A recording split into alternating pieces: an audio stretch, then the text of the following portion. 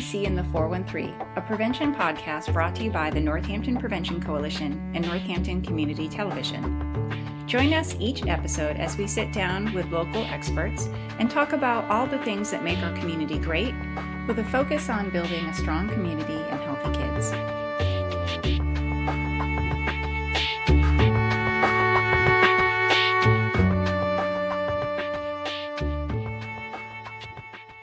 Hi, this is Ananda Lennox from the Northampton Prevention Coalition. Today I'm sitting down with Sarah Buteux from First Churches in Northampton, and she's agreed to talk with me this morning to just kind of give us a sense of what it's like working in the faith industry in Northampton and how she serves different groups. So good morning. Good morning. So I know you don't have a lot of time. You are as busy as any parent I know, and you're about to run off to the dentist. So I'm going to jump right into this. Okay. The first question I'd like to ask you is, how long have you served as a pastor? I have been a pastor for about 20 years. 20 years. Mm-hmm. Wow. And what brought you to this profession? Can I say God? Of course you can. It's like any vocation. It's something you feel deeply called to. Mm-hmm. And I felt God called me to ministry when I was 20 years old. Wow. Yeah. As a parent, you have children. How many? I have two children, ages 7 and 10. Okay. How has your work informed your parenting, or vice versa? Oh, well, it's a little complicated for me because my children attend the church where I'm a pastor, and I run the children's ministry as one of my main responsibilities. So, like any sort of teacher's kid or preacher's kid, they kind of have to be on their best behavior all the time, and that can be kind of hard. Mm-hmm. So I try to show them a lot of grace around that, but also it's become a way of how we show love to each other as a family, that we try to be on our best behavior here. Mm-hmm. So I praise them a lot because they really do a great job. Because my job is my faith, and my faith informs my job, and my family is part of my faith, it's all intertwined. It all just sort of feels like this is how we live in the world. This is how we move in the world. And that's how it is for me personally, but that's also very much how it is for my family. Nice. Yeah. So it sounds like you've been fairly successful at having this holistic approach because your faith is so central that it just informs every part. It really does. Yeah. Mm-hmm. That's nice. In your experience, what is it that the adolescents you work with need the most? It doesn't have to be one thing. Yeah. That they need the most. I think kids need love and acceptance. I think all people do. I think we're built to need that. So that's our very first goal in our program. In everything we do, we want these kids to know that they are loved. They're loved by us. They're loved by God. They're loved by this community. They're valued. They have a place here. And then we try to teach them the stories of their faith. But that first thing, I want every kid to leave here knowing that they are loved. Mm-hmm. I think that's what everybody's craving. And I know we're going to get into addiction issues and things like that. I think so often what people are trying to fill is that hole because they don't feel like they're loved. So as a community, I think that's our number one responsibility. This wasn't one of our pre-written questions, but could you give me an example of how First Churches or yourself personally does that for these young kids? Well, so much of it, it's interesting. I think so much of it, it isn't even spoken. It's just in how we treat one another. It's in the environment we create. It's all the little unspoken things. Just creating a safe space, a warm and welcoming space, a smile on your face when somebody walks in the door. I try to go around Sunday morning and touch base with every little kid and tell them I'm happy they're there. And really deep listening to them, respecting them. If they're having a hard time, to just stop and say, well, what's going on? So really responding to them in real time, taking them seriously. I think that's a big part of it.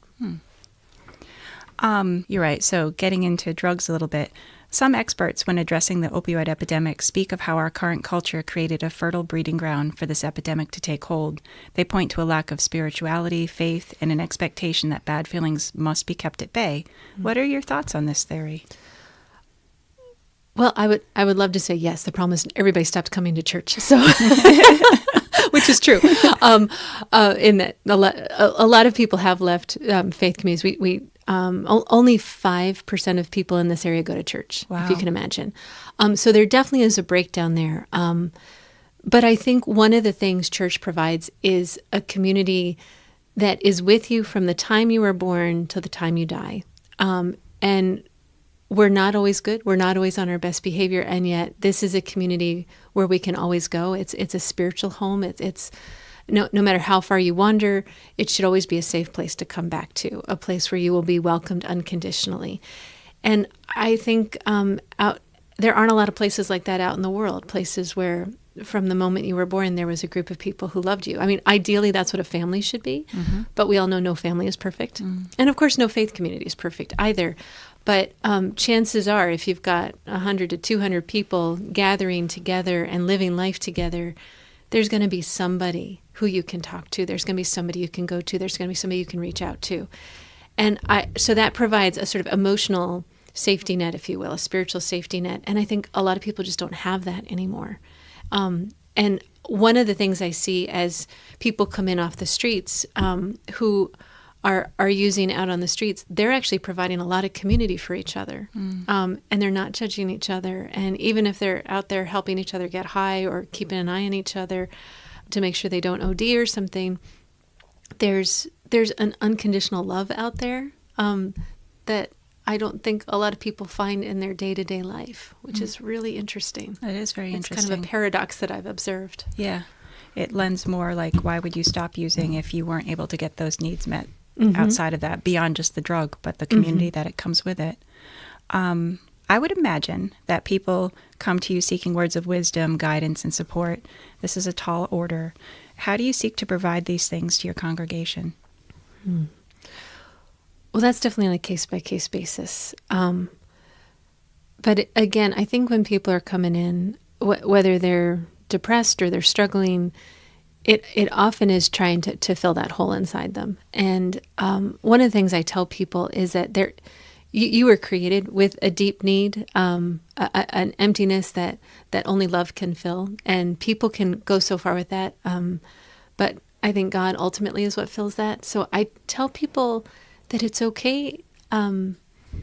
It's okay to acknowledge that hollowness inside of us. That there's nothing wrong with that. That's actually the holy of holies inside of us. That space only God can fill, or love can fill, or the universe, whatever words you want to use.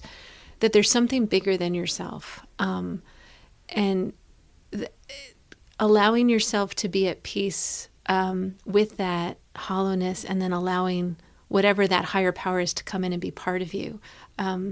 I think so much of what I do is just kind of helping people slow down enough to realize, I'm not, whatever's broken inside of me, it doesn't make me a bad person. This is what being human is. And there's something out there that can bring some healing to that.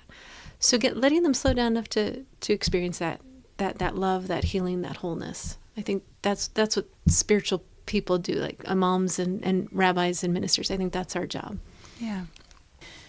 I am going to ask this question that I didn't think we'd have time for, and I have another one, but I want to finish with it because it's about a program that you run. When I was prepping for this interview, I was thinking about how working for a prevention coalition, which is our mission's to reduce and delay substance use for adolescents. Never in the time I've been with the coalition has our message been that if you use drugs, you're bad, or that people who use drugs are bad. But it's really easy to be pigeonholed when you work in a certain group. So I was thinking about the similarities between the work we do in faith groups and how it's really easy to be pigeonholed. I think people see both entities as ones that tell people how they should conduct their lives. How do you debunk that belief, especially when you're talking about only about 5% of the population are going to faith-based groups? How do you communicate to people that you're more than that that's not your mission? Yeah, I think I think so much of what keeps people away from church or away from the help they need is shame. There's so much shame, especially associated with substance abuse. So we have little bookmarks in our pew that say, please pray for people struggling with addiction, or the families of people struggling for addiction. We try to talk about this openly, not as a sin or something, a lack of willpower, but really as that addiction is a medical issue.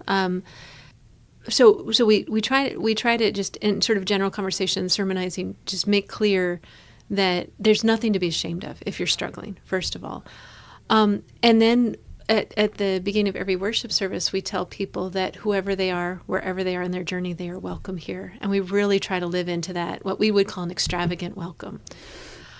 However, I think people, if you ask people on the street who don't go to church, what's the first thing you think of when you think of Christians? Almost all of them will say that they're judgmental. And that didn't come out of nowhere. I think the church historically has been very harsh on people because there was a time when everybody was obligated to go, so they weren't trying to attract people. It just wasn't set up that way. Now we really are trying to attract people, and so we want to welcome people in as they are, and but we have a lot of rehabilitation to do around that. For an organization like yours that is actually, you've got prevention in your title, I think that's also a struggle too. But I think that brings us back to the very beginning of the conversation. What are children looking for? What are adults looking for? They're looking to be loved. And so much of it comes down to relationship and getting out there. And if you're sitting in your office hoping people will come in and knock on the door and say, I'd like to know more about prevention, they're not going to line up to do that. So you have to take your message, your good news, what we call it, out onto the streets, out into the schools. I was in a school this morning volunteering. You got to be part of your community. And it's on the basis of building those relationships that you can debunk falsities about who you are. I'm not judgmental, and you'll see that if we're interacting. Yeah. So I think it really comes down to, are you willing to get out there and do the hard work of forming relationships with people in your community? Yeah, very well said. Yeah. My last full question for you today is, I first learned about you in First Churches from word of mouth, but the first time I came here was for Common Ground. Can you explain to me what that is? Why did you start it, and what's its mission? Oh, okay. So Common Ground is a farm-to-table dinner church that I started about 4 years ago. And I started it because I'd been doing traditional ministry for years and years. And one of the things I noticed is that people could come to church, sit through an entire worship service, and leave without ever having a meaningful interaction with another person. Because so much of it is come in, sit down, be quiet, listen, sing a little, pray a little quietly, and then go home. And I wanted to sort of expand the experience to make it more participatory and more interactive. So if you come to my dinner church, we do church over dinner. But what that means is we all arrive, a group arrives at about 5 o'clock, and they cook together. They make a vegan soup together, and they set up the whole room for dinner together. And then the rest of the group arrives at 6, and we sing, and we pray together, and we sit down to eat together. And while people are eating, I give them a question to talk about. I preach a little, we read some scripture, all of that. They can talk back. It's very open. You can interrupt me at any point. I can ask questions. There's a lot of back and forth. But what I've found is that if people grow food together, if they cook together, if they eat together, and they clean up together, they end up talking to each other. And so again, it's about creating an opportunity for people to form real relationships, to have real conversations, to give them the space to actually go a little deeper than we normally get to go in community. So that was the genesis of Common Ground. And we've been going for 4 years, and it's awesome. Wonderful. Yeah. So I want to make sure people know that if they want to learn a little bit about First Churches, they're always welcome to go to www.firstchurches.org.